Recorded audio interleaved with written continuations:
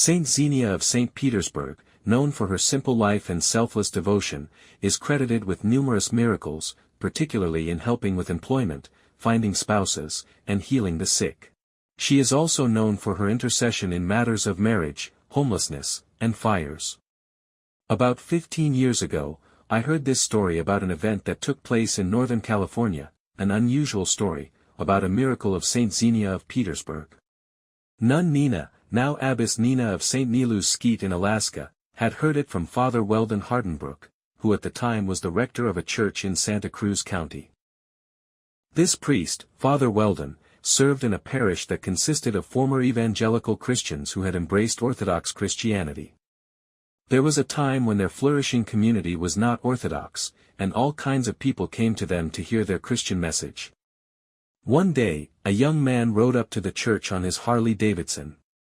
His appearance betrayed the life of a prodigal, but he was sincerely interested in hearing about Jesus. A relationship formed with the Father Weldon, now an Orthodox priest, who told this story, and the young man began to gradually change his ways. He had given up one vice after another when the pastor told him that his biking would have to go if he wanted to truly follow Christ. This was too much for the newly born evangelical to bear, and he left the community and his pastor's care, never intending to return.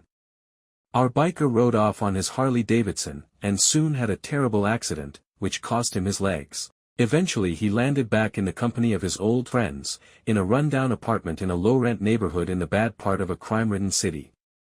One evening, as he and his companions were abusing drugs and alcohol, he slipped over the edge and lost consciousness. The others were also far from sober and took him for dead. Not understanding clearly what they should do, and as usual avoiding all contact with the police, they simply dragged his limp, legless body to the street and threw him into the nearest garbage dumpster. In there, the next morning, he came to his senses. Climbing dazedly out of that would-be coffin, he sat down on the curb, thinking the darkest thoughts. So, this is what I have come to. Useless, human trash, thrown away like garbage.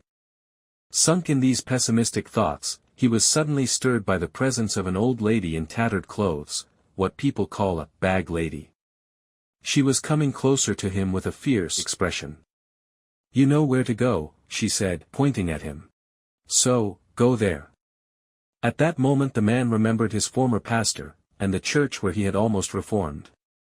Determined to find it again, he made his way back to the town where it is located. When he returned to that church it was different. There were gold domes with crosses on the roof, and the interior was completely changed. No pews, and there was a sort of screen at the front, with strange images of holy people.